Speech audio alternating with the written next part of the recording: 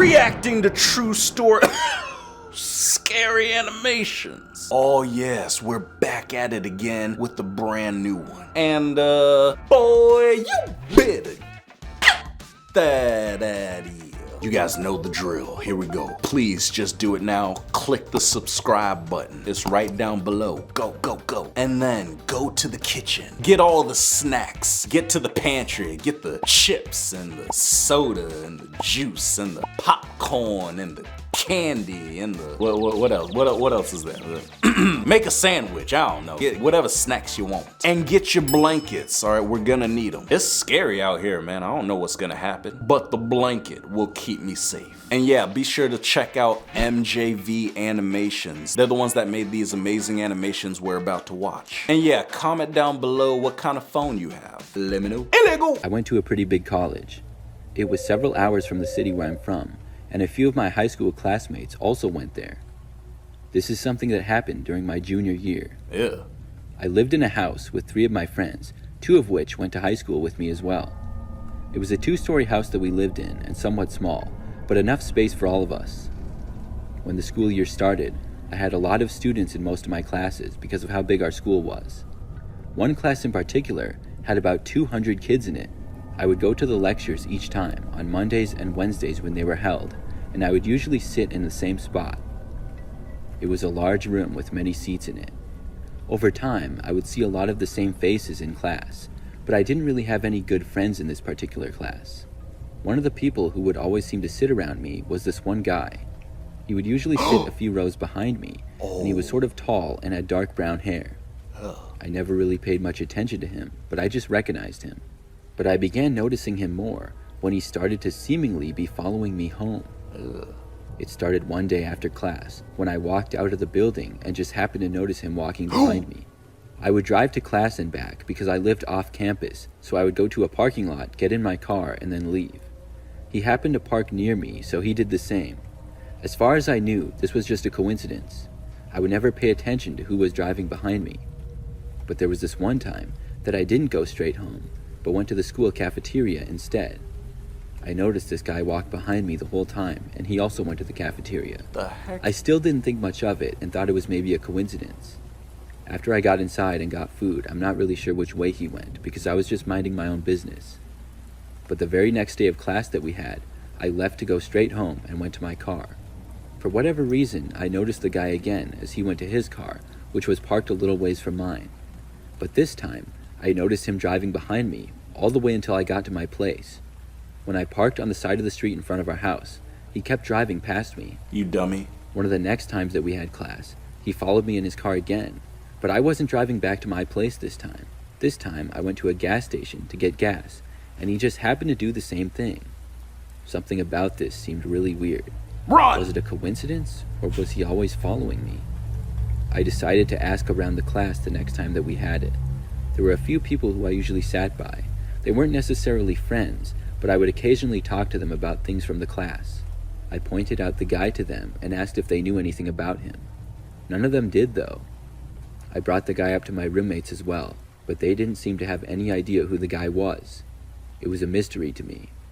But then, the guy just stopped showing up to class. I remember he wasn't there for like 4 or 5 times in a row. I wondered why, but I was actually glad that he wasn't in class anymore, because he was seeming to be following me.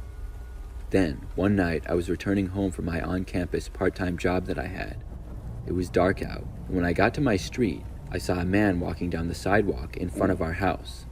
As I got closer, I noticed it was the same guy. I did not want to park my car in the street close to him, or have to see him at all, so I kept driving and passed by our house. I couldn't believe that I saw him. I was telling myself that he must have lived close to me in this general neighborhood. After I left our street, I drove around the block to get back to our street again.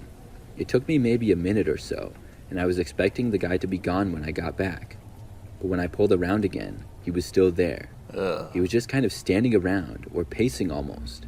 The area that he was in was right by where I parked my car every day. I had a really bad feeling, and I didn't want to take any chances, so I kept driving and decided not to go home. Run him over! Instead, I headed back towards campus and called one of my roommates. I told her about the guy in front of our house, and she went to check out the front window and told me that she saw him. She did not know who he was and told me she would let me know if he went away. I got a call about 20 minutes later that he had finally left the area. Then, once more, I drove back home. After getting back, I looked around the street and was quick to get inside the house. I didn't see the guy at all. Not too long after that, I went upstairs to go to bed. I fell asleep pretty quickly, but one of my roommates soon woke me up. She told me that the guy was back and that she had already called the police. I was really confused at first and didn't know what was going on, but she led me into her bedroom, which had a window that looked out to the back of our house. In the backyard, we looked down and saw the guy was standing at the back door, seemingly trying to open it. Girl. She said he had been there for a while. It was almost 1 o'clock in the morning at that time. We waited upstairs and hoped that the guy wouldn't get in, and luckily, he didn't. When we heard the sound of a car driving down the street, it stopped by our house, and then we saw the man try to run away. However, he ended up being stopped by the police not too far from our house. Yes. I remember I heard that he claimed he was trying to get to his friend's house, and he mixed up the address. We all knew that was a lie. It turned out the guy didn't even go to our school and was never enrolled there. All those times he was in class with me, who knows what his real intentions were. Yeah, does he look like he goes to your school? Jeez. This is something that happened during my freshman year of college. It was a few years ago now, but I still remember it like it was yesterday. At the time, Big personality. University with about 10,000 students. For my first year, I lived in an all-female dorm building on the 3rd floor. There were 4 floors total, and I had my own dorm room all to myself. On probably the 3rd or 4th week of school, I went to bed one night just like any other. It was a weeknight, but I don't remember exactly what day. I woke up though at around 3 o'clock in the morning and really had to use the bathroom. The bathrooms were just a ways down the hallway, so I got out of bed and headed to the door. Jeez. When I got out into the hallway, it was empty and things were very quiet. I had to walk maybe between 50 and 100 feet to get to the bathrooms. Once I was there, the bathrooms that we had was basically a room with 5 doors and a sink. Each door was its own little private bathroom. Stall. Nobody was inside, and all of the doors were open when I got there. Not surprising for it being 3 o'clock in the morning. As I was inside one of the rooms, I heard footsteps come from the hallway. Whoever it was then entered the bathrooms and went into one of the rooms across from me. I didn't think too much of it. I was inside for maybe a minute and then left. Taking a pee-pee? The other person was still inside the one across from me. Basically, right when I got back into the hallway, I heard the other bathroom door open. Then, when I was maybe 30 feet away from the bathrooms walking to my room, I heard them start walking in the hallway behind me. I still didn't think much of it at the time, and I expected it to be another girl. But something about it just seemed odd. I don't really know why. It's a I man. looked over my shoulder to see who it was, but when I did, I saw that it was a man. Ew. And it wasn't a college-aged man either. This guy looked much older than me. I was really confused by this. I turned back and kept walking from my room, but instantly I heard the man speed up his steps. The heck? He was walking pretty fast and starting to gain on me. I got a really bad feeling and I sped up as well. By now, I was pretty close to my door, and I hadn't locked it with me only going to the bathroom. That was good, meaning I could get inside faster. I could hear the man still getting closer and closer to me, and I started to feel panic setting into my mind. Colonel Sanders. I was only about 10 feet away, and the guy was less than 20 feet behind me. When I got to the door, I quickly opened it, got inside, and then shut the door and locked it behind me. Probably a second later, the guy stopped right outside my door. He then tried opening the door, and my heart started racing even faster than it already was. Then he knocked on it. I Go away. had no clue who this guy was or what he wanted. I knew that he wasn't supposed to be here, though. I chose not to answer the door. I also didn't bother to ask him what he was doing or who he was. There was about 30 seconds of silence after he knocked. I was hoping that he would have gone away, but then he knocked on the door again. It wasn't a very loud knock at all, and after he knocked, I walked over to the door and looked through the peephole. He was sort of short and wearing a black jacket and had sort of blonde hair. I didn't know who he was. He definitely didn't work at the school or anything either. He knocked again for a 3rd time. I really wanted him to just go away.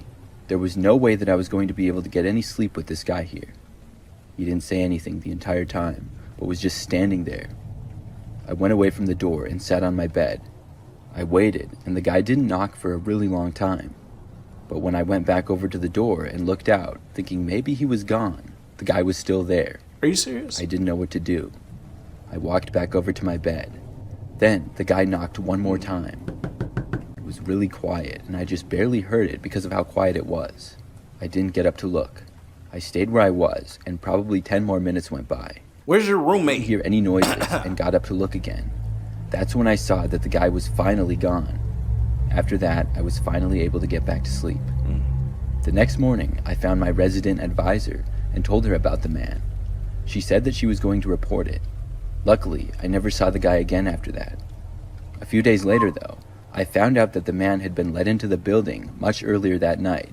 He had told a student that his daughter lived there and he had to give her something. The student let him in, believing his story.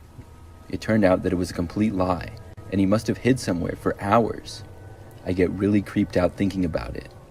Campus security was informed of the situation, but I never heard anything more of him. No! Hoo-hoo-hoo. Everybody gotta lock your doors. Don't let anybody in, alright? Jeez. Better sleep with the baseball bat under your pillow just in case. But if you enjoyed this video, then go ahead and smack that like button. And yeah, I'ma see ya in the next one. Peace.